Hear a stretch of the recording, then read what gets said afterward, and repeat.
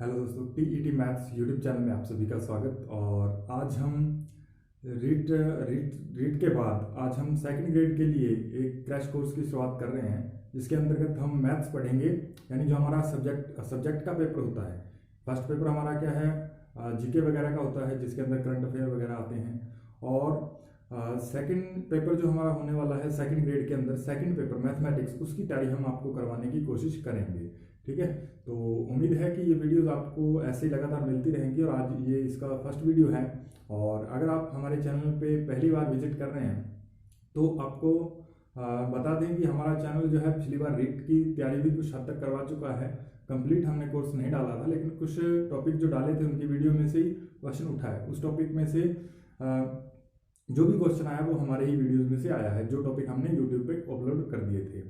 तो ऐसे ही हमारी क्या कोशिश रहेगी कि सेकंड ग्रेड के लिए हम इस सेकंड पेपर मैथमेटिक्स जो है, इसमें हम टाइम की बचत कैसे करें, पेपर में टाइम मैनेजमेंट कैसे रहे, और जो टाइम को बचाने की अप्रोच है, बिल्कुल वही अप्रोच जैसे पेपर में हमें अप्रोच चाहिए होती है, बिल्कुल उसी अप्रोच से हम यहाँ पे क्वेश्चनों को सॉल्व करने वाले हैं।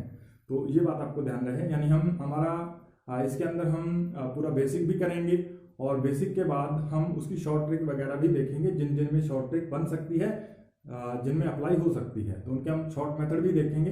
बाकी जिनको हमें डिटेल से पढ़ना है उनको हमें डिटेल से पढ़ना ही पड़ेगा, उसमें आप शॉर्ट ट्रिक में मत भागिएगा। तो सबसे पहले हम 11th की मैथमेटिक्स स्टार्ट कर रहे हैं, जिसके अंदर आज जो हमारा टॉपिक रहने वाला है इस लेक्चर के अंदर, तो वो है सेट। ठीक है, सेट यानी समुच्चय। और समुच्चय को आज हम पढ़ेंगे। समुच्चय क्या होता है, इसको प्रदर्शित करने की कितनी विधियां हैं, और इसको आगे इसके अवयव वगैरह क्या होते हैं, एलिमेंट और समुच्चय के प्रकार वगैरह आज हम थोड़ी बहुत इसमें चर्चा करेंगे। तो आज की हमारी वीडियो ज़्यादा बड़ी वीडियो नहीं होने वाली, 15 से 20 मिनट की वीडियो रहेगी, जिसके अंदर हम पूरा समुच्चय को समझ चुके होंगे। ठीक है, ठीक है भाई। तो आइए हम पढ़ते हैं सेट यानी समुच्चय क्या होता है, उन सभी के बारे में हम जानकारी प्राप्त करते हैं। तो सबसे पहले आपको बता दें कि सेट जो है समुच्चय, इसकी डेफिनेशन क्या रहेगी। वैसे हमारे पेपर में डेफिनेशन वगैरह नहीं पूछी जाने वाली। ठीक है, वो जो डेफिनेशन आपके पेपर में आ सकती है वो हम आपको बताएंगे कि ये डेफिनेशन आप याद कर लीजिए इससे रिलेटेड। क्योंकि जब भी हम कोई भी टॉपिक पढ़ते हैं तो उसका बेसिक नॉलेज हमें होना बहुत अति आवश्यक है। क्योंकि यदि हमारा बेस ही कमजोर रहेगा तो उसके बाद हम जो नेक्स्ट स्टेप है उस पर हम नहीं चढ़ पाएंगे, उसको हम कवर नहीं कर पाएंगे, अच्छे से समझ नहीं पाएंगे। तो इसके लिए हमारे क्या है, जो बेसिक है वो बहुत ही अच्छा होना चाहिए। तो सबसे पहले हमें सेट का पता होना चाहिए। बिल्कुल हम बेसिक से चलेंगे, ऐसे लगेगा कि ये 11th की क्लास चल रही है, तो बिल्कुल हम ऐसी ही फील देंगे आपको। तो सबसे पहले आप देखिए कि सेट क्या होता है। समुच्चय, समुच्चय क्या है, जब हम किसी वस्तुओं को एक संग्रह में बांध देते हैं, किसी भी वस्तुओं को जब हम एक संग्रह के अंदर एक परिभाषित कर देते हैं। जैसे इसको एग्जाम्पल से समझें, पहले इसकी हम डेफिनेशन देखें तो वस्तुओं का सुपरिभाषित समूह या फिर संग्रह। ठीक है, वस्तुओं का सुपरिभाषित, यहाँ पे अवयवों का लिख सकते हो, अवयवों का सुपरिभाषित समूह या संग्रह, उसी को हम क्या कहते हैं, समुच्चय कहते हैं, सेट कहते हैं।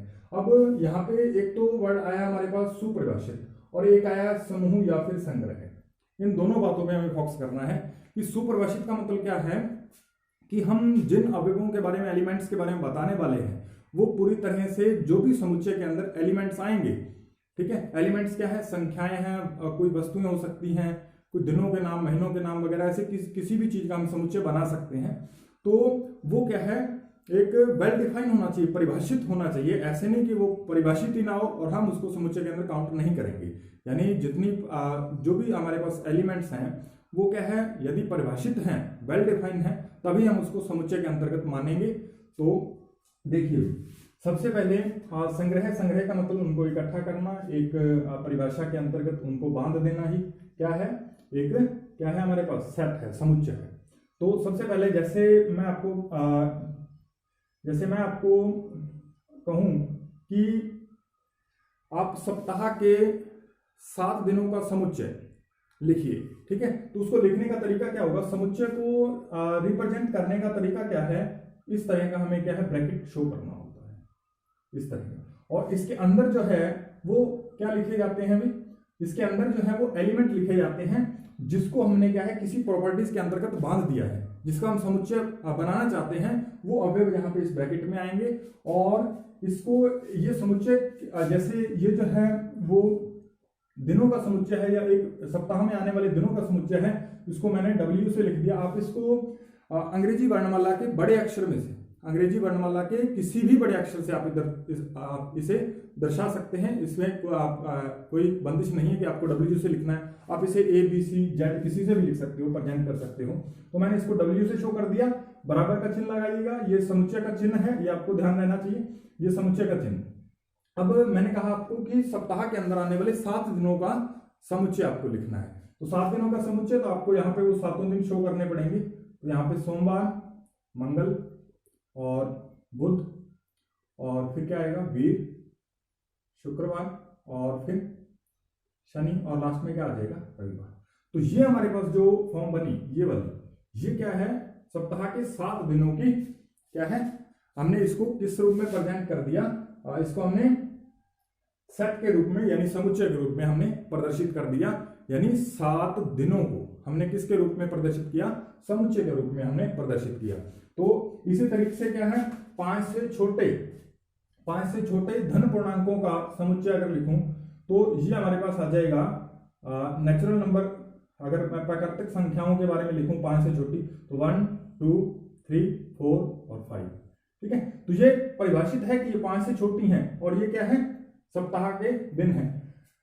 तो अगर आपसे ये परिभाषित कब नहीं होगा, अब वो भी एक एग्जांपल सुन लीजिए। जैसे मैं आपसे कहूं कि आपके मान लीजिए कि 3 खतरनाक जानवरों के समूह, आप 3 खतरनाक जानवरों के का समुच्चय लिखिए, तो वो सभी के लिए एक जैसा होगा, तब तो वो क्या वेल डिफाइंड है। अगर वो किसी एक के लिए सही है और दूसरे के लिए कोई उसका मान, मतलब उसके एलिमेंट जो है वो चेंज हो रहे हैं, तब हम उसे वेल डिफाइंड नहीं कहेंगे, परिभाषित नहीं कहेंगे। तो ये बात आपको ध्यान रखनी। जैसे मैंने आपको कहा कि आपकी दृष्टि से 3 जो है वो क्या है, खतरनाक जानवरों के नाम लिखिए। तो आप क्या इसमें से कोई लिखेगा कुत्ता, शेर, हाथी, ठीक है, और कई इसमें क्या है, कुत्ता, भेड़िया, शेर ऐसे लिख देगा। और कोई अलग अलग व्यक्तियों के लिए खतरनाक जानवर जो है वो बदलते रहेंगे। उनकी दृष्टि में किसी की दृष्टि में कुत्ता जो है वो खतरनाक है और किसी की दृष्टि में नहीं है, तो इसलिए वो वेल डिफाइंड समुच्चय नहीं कहलाएगा, वो उसको हम सेट के रूप में नहीं लिख सकते। तो ये बात आपको ध्यान रहनी चाहिए कि समुच्चय को जब भी हम लिखेंगे तो वो किस रूप में होना चाहिए, सुपरिभाषित और सुपरिभाषित होना चाहिए, और उसका एक वेल डिफाइंड आप कह सकते हो, और इसका एक समूह, उसी को हम क्या कहते हैं, समुच्चय कहते हैं। तो ये बात आपको समझ में आ रही होगी। उसके बाद चलिए हम चलते हैं इसको प्रदर्शित करने की विधियां, ठीक है। तो समुच्चय को प्रदर्शित करने की विधियां कौन कौन सी हैं वो भी आप देख लीजिए। सबसे पहले हमारे पास आएगा रोस्टर फॉर्म, और उसके बाद हम देखेंगे समुच्चय निर्माण विधि, ठीक है। इसकी रोस्टर फॉर्म है, और दूसरा हमारे पास समुच्चय निर्माण विधि यानी सेट बिल्डर मेथड्स, ठीक है। ये 2 मेथड्स हैं इसको प्रदर्शित करने के, इसको लिखने के 2 तरीके हमारे पास होते हैं। सबसे पहले अगर मैं आपसे कहूं कि अंग्रेजी वर्णमाला में जो स्वर हैं उनको आप उनका समुच्चय लिखिए, तो उनका समुच्चय जब हम एक्चुअल में उनके अंदर जो एलिमेंट्स आ रहे हैं, जैसे आप जानते हो अंग्रेजी वर्णमाला के अंदर A-E-I-O-U ये होते हैं, हमारे पास क्या है, 5 स्वर होते हैं। तो ये 5 स्वरों को हमने यहाँ पे इसी फॉर्म में लिख दिया जो आ रहे थे A-E-I-O-U, ठीक है। एक बात आपको ध्यान रहे कि यहाँ पे जब भी हम इसके एलिमेंट्स जो लिखेंगे वो क्या है, हमेशा हम क्या लिखेंगे, छोटे अक्षरों में लिखेंगे, ठीक है। और इस समुच्चय को हम जब रिप्रेजेंट करेंगे, इसको प्रदर्शित करेंगे, तब हमारे पास क्या रहेगा, इसको हम बड़े अक्षर से दर्शाएंगे। तो ये बात आपको ध्यान रहनी चाहिए। उसके बाद हमने क्या लिखा, V बराबर, इस एलिमेंट्स को हमने एक एलिमेंट्स को यहाँ पे लिख दिया, जो स्वर आ रहे थे A-E-I-O-U इनको हमने लिख दिया, और ये समुच्चय का हमने इसके अंदर साइन बना दिया। तो ये तो हमारे पास है रोस्टर फॉर्म।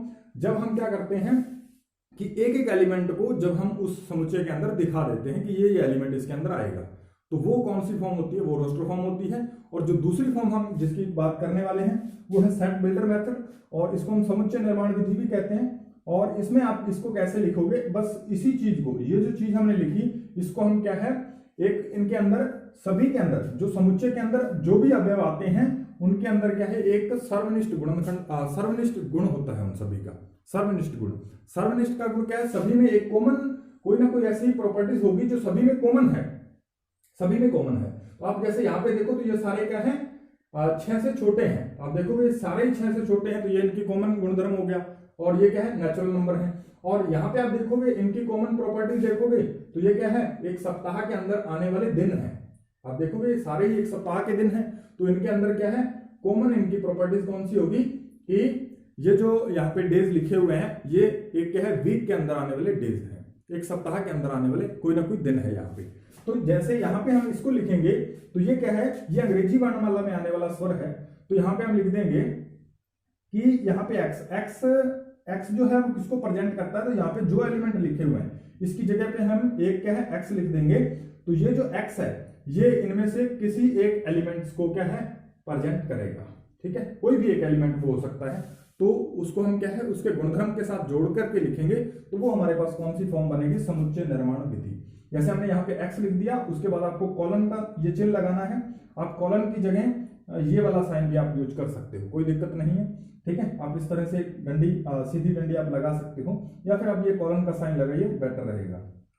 ठीक है, तो ये कॉलन का साइन हमने लगा दिया, पहले हमने एक्स लिखा और फिर हमने कॉलन का साइन लगाया, और फिर जो यहाँ पे ये जो चीज लिखी है ये क्या है, ये यहां से लेके यहां तक ये जो एलिमेंट लिखे हैं हमने, इनमें आने वाली एक कॉमन प्रॉपर्टीज है, यानी इनमें जो एक क्या है, समान रूप से कॉमन आने वाला एक क्या है, जो इनका सभी में कॉमन गुण है, वो हमने यहाँ पे इसको एक लाइन के द्वारा हमने शो कर दिया। और इसमें हमने क्या लिखा, एक्स एक अंग्रेजी वर्णमाला का स्वर है। ये बात आपको समझ में आ रही होगी। तो यहाँ पे अब एक्स एक अंग्रेजी वर्णमाला का स्वर है, तो जब हम इसको क्या है, इसको रोस्टर फॉर्म में लिखेंगे तो हम इसको इस प्रकार से दिखा देंगे कि अंग्रेजी वर्णमाला का स्वर ए भी हो सकता है, ई भी, आई, ओ और यू। ये बात आपको, उम्मीद है कि ये बात आपको समझ में आ रही होगी। यानी जब हम उन एलिमेंट्स को एक एक करके दिखा देते हैं तो वो तो है रोस्टर फॉर्म, और जब हम उसका किसी गुण में उसको बांध करके प्रदर्शित करते हैं समुच्चय फॉर्म में, तो वो कौन सी फॉर्म कहलाती है, समुच्चय निर्माण विधि, सेट बिल्डर फॉर्म। ठीक है, तो ये बात आपको ध्यान में रहनी चाहिए। उसके बाद नेक्स्ट हमें क्या देखना है कि ये जो x है इसको हमारे पास पढ़ने का तरीका क्या रहेगा, तो इसको v बराबर, आप v से लिख सकते हो, a से लिख सकते हो, z से लिख सकते हो, किसी से लिखो, कोई फर्क नहीं पड़ने वाला, बराबर का चिन्ह लगाएंगे और ये समुच्चय का निशान तो आएगा ही। उसके बाद हमें यहाँ पे x हमें लिखना है, आप y z कुछ भी लिख सकते हैं, हमने x ले लिया, कोई भी एलिमेंट है। ठीक है, यहाँ पे इसको पढ़ने का तरीका रहेगा कि x एक element, x is element of v, यानी सेट v, यानी x जो है वो एक v के समुच्चय का एक अवयव है, v के एक समुच्चय का एक अवयव है, सच दैट, ये जो है वो सच दैट को प्रदर्शित करेगा। ये जो कॉलम का हमने चिन्ह लगाया, ये सच दैट, जहां हिंदी में कहें तो जहां x जो है एक अंग्रेजी वर्णमाला का स्वर है।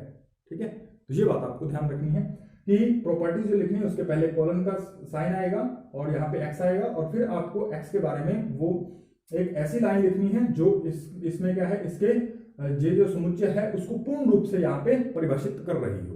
तो ये बात आपको ध्यान रखनी है।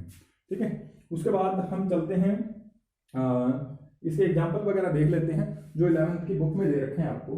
तो वो एग्जाम्पल क्या क्या हैं कि इनमें से बताइए कि कौन कौन से समुच्चय हैं और कौन कौन से समुच्चय नहीं है। ठीक है, तो अब यहाँ पे आप देखिए, मैं पढ़ देता हूँ और ये आपको पढ़ते ही समझ में आ जाएंगे, इसमें करवाने लायक कुछ है नहीं, तो आपको वैसे देखते ही बताना है कि जे अक्षर से प्रारंभ होने वाले वर्ष के महीनों का संग्रह है। ठीक है, तो जे अक्षर से आप जानते हो जनवरी है, जून है, ऐसे करके जो भी महीने आते हैं उनका एक सेट बना देंगे हम। तो ये क्या वेल डिफाइन होगा, ये समुच्चय होगा या नहीं होगा, तो होगा, क्योंकि जे से आने वाले जो समूह, जे से आने वाले जो महीने हैं वो क्या है हमें पता है और वो अच्छी तरह से परिभाषित है, जे से जो स्टार्ट होते हैं तो वो हम लिख सकते हैं, तो ये समुच्चय है। उसके बाद भारत के 10 सबसे अधिक प्रतिभाशाली लेखकों का संग्रह। अब यहाँ पे क्या है, भारत के सबसे अधिक प्रतिभाशाली। अब प्रतिभाशाली किसी एक के लिए क्या है, कोई लेखक, आपके लिए कोई एक लेखक जो है वो कोई प्रतिभाशाली हो सकता है आपकी नजर में, और कई बार वही लेखक किसी और की नजर में क्या है प्रतिभाशाली नहीं होता। तो उस कंडीशन में हमारे पास क्या आएगा, इसका आंसर आएगा कि ये समुच्चय नहीं है, ये समुच्चय नहीं है। तो ये बात आपको ध्यान रखनी है। उसके बाद विश्व के सर्वश्रेष्ठ 11 बल्लेबाजों का संग्रह। तो ये भी सर्वश्रेष्ठ किसी की नजर में हो सकते हैं, अच्छा बल्लेबाज कोई हो सकता है, किसी की नजर में वो नहीं हो सकता, तो ये भी एक क्या सेट नहीं होगा। आपकी कक्षा के सभी बालकों का संग्रह। आपकी कक्षा के सभी बालकों का संग्रह। मान लीजिए जिस क्लास में आप पढ़ाते हैं तो वहां पे बालकों की निश्चित संख्या है, आपको पता है कि इसमें ये बालक 10वीं में है, तो वो जो है वो सेट इसका बन सकता है, यानी ये इसका जो है ये समुच्चय होगा। और 100 से कम सभी प्रकारतक संख्याओं का संग्रह है, तो ये भी हमें पता है कि 100 से नीचे आने वाली 99, 98, 97 ये सारी संख्याएं होती हैं, तो ये भी हमें पता है, तो ये भी क्या एक समुच्चय है। और लेखक प्रेमचंद द्वारा लिखित उपन्यासों का संग्रह, तो लेखक प्रेमचंद, तो प्रेमचंद ने जितने भी उपन्यास लिखे हैं वो भी हमें पता है, तो उनको यह हम ढूंढ करके लिख सकते हैं, तो वो भी एक क्या है, उनकी निश्चित संख्या है, उनको हम प्रेजेंट कर सकते हैं समुच्चय के रूप में। सभी सम पूर्णांकों का संग्रह तो हम लिख सकते हैं, ये भी एक क्या होगा, सेट होगा। और इस अध्याय में आने वाले प्रश्नों का संग्रह, तो इस अध्याय में जितने प्रश्न आ रहे हैं, 32 आ रहे हैं, 30 आ रहे हैं, तो उनका भी हम एक क्या सेट बना सकते हैं, तो ये भी वेल डिफाइंड रहेगा। विश्व के सबसे अधिक खतरनाक जानवरों का संग्रह, तो ये मैंने आपको पहले ही बता दिया, क्योंकि कोई एक जानवर किसी के लिए खतरनाक हो सकता है, किसी के लिए खतरनाक नहीं हो सकता, इसलिए ये सेट नहीं हो सकता। ठीक है, तो ये बात आपको ध्यान रहनी चाहिए। अब यहां पे आप देखिए कि इसका जो है ये आपको दूसरा इसमें क्वेश्चन तीसरा दे रखा है कि आपको क्या समुच्चय निर्माण विधि में एक स्टेटमेंट दी हुई है, इस तरीके से समुच्चय दिया हुआ है, उसको आपको क्या है रोस्टर फॉर्म के अंदर लिखना है, तो वो भी आप कर लोगे। जैसे मैंने यहाँ पे लिखा एक्स एक अंग्रेजी वर्णमाला का स्वर है, तो उस स्वरों को हमें यहाँ पे प्रेजेंट कर देना है। जैसे यहाँ पे इसकी यदि हम देखें उल्टा इस पे चलें, जैसे ये रोस्टर फॉर्म लिखी हुई है और इसको हम समुच्चय निर्माण विधि के अंदर लिखें, तो यहाँ पे हमें लिखना पड़ेगा कि W बराबर यहाँ पे x is element of W as such that x जो है वो आप देखोगे x जो है वो 0 से बड़ा है, 0 से बड़ा है और 6 से छोटा है, 0 से बड़ा और 6 से छोटा है। और यहाँ पे आप बाद में बता दोगे कि x इज नेचुरल नंबर, आप इस तरीके से इसे प्रेजेंट कर सकते हो। ठीक है, या फिर आप यहाँ पे 1 लिख के आप इसको यहाँ पे इसके बराबर इस तरीके से आप दिखा सकते हो और आप इसे समुच्चय में बंद कर सकते हो। यानी x जो है वो कोई नेचुरल नंबर है जो क्या है 1 के बराबर हो सकता है या 1 से बड़ा है और 6 से क्या है छोटा है। तो इस तरीके से आप क्या है इसकी रोस्टर फॉर्म मतलब ये जो हमारे पास थी रोस्टर फॉर्म थी, उसको हमने किसमें चेंज कर दिया, इसको हमने समुच्चय निर्माण विधि में लिख दिया। और यदि ये हमारे पास लिखा होता तो हम इसको रोस्टर फॉर्म में लिख सकते थे, इसमें कोई दिक्कत आने वाली नहीं है। तो इसमें हमें ज्यादा एग्जांपल वगैरह देखने की जरूरत नहीं है, तो वो आप कर लीजिएगा। अब हम बात करते हैं कि समुच्चय का अवयव। ठीक है,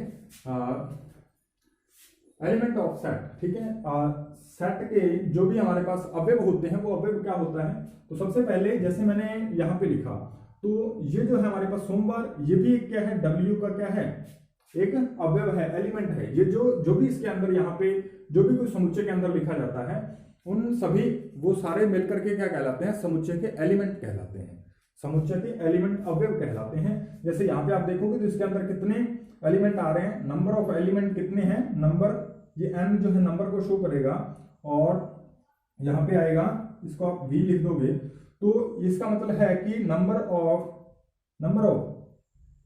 ऑफ यहाँ पे v सेट के अंदर number of element of v set. ठीक है, तो v सेट के जो हमारे पास इसके अंदर जो एलिमेंट आ रहे हैं उनकी संख्या क्या है, तो वो हम यहाँ पे कैलकुलेट कर लेंगे, 1 2 3 4 और 5, तो यहाँ पे हम 5 लिख सकते हैं। तो ये जो 5 हैं इस सेट के अंदर कितने एलिमेंट्स आ रहे हैं, 5 आ रहे हैं। और यहाँ पे आप देखोगे 1 2 3 4 5 6 7। ठीक है, यहाँ पे हमारे पास नंबर ऑफ एलिमेंट कितने हैं W सेट के अंदर, तो 7 है, ये बात आपको ध्यान रहनी चाहिए। उसके बाद देखते हैं भाई, जैसे यहाँ पे आप देखोगे इसी का हम एग्जांपल लेके चलते हैं। जैसे ये हमारे पास था, तो इसमें आप देखिए ये जो इस अवयव को लिखने का ये एप्सिलॉन से लिखते हैं, इस तरीके का ये चिन्ह होता है, तो इससे हम प्रेजेंट करते हैं, यहाँ पे लिख देते हैं। तो ये हमारे पास जो है एप्सिलॉन का चिन्ह रहेगा। इसका मतलब क्या है, यदि हमने यहाँ पे लिखा, जो हमें ये जो एलिमेंट है इसको हमें पहले लिखना होता है और उसके बाद हमें वो सेट किसका एलिमेंट है, वो सेट कौन सा है, तो वो हमें उसका नाम दूसरी यहाँ पे लिखना होता है, इस एप्सिलॉन के साइन के दूसरी तरफ।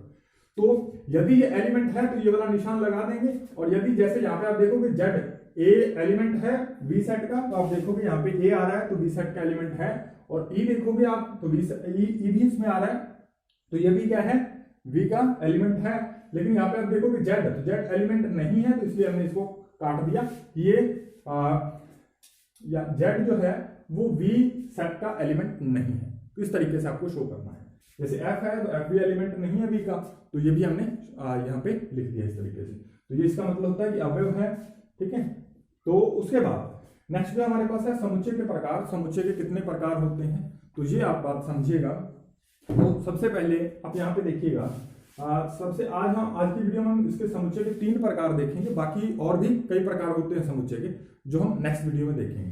तो सबसे पहले हम देखते हैं कि रिक्त समुच्चय क्या होता है। इसको हम कहते हैं एम्प्टी और नल सेट, ठीक है, एम्प्टी और नल सेट। तो ये क्या होता है, ये बात आपको इस परिभाषा से पता चलेगी कि जिस समुच्चय में एक भी अवयव न हो, यानी कोई ऐसा समुच्चय जो बिल्कुल खाली हो, यानी उसके अंदर एक भी एलिमेंट ना हो, यानी 0 एलिमेंट हो, तो वो क्या कहलाता है हमारे पास, एम्प्टी सेट या नल सेट या रिक्त समुच्चय उसको कहते हैं। जैसे मैंने लिख दिया a is equal to x और यहाँ पे सच दैट ये जो x जो है वो 1 और 2 के बीच है, 1 और 2 के बीच है, और x is a natural number, ठीक है।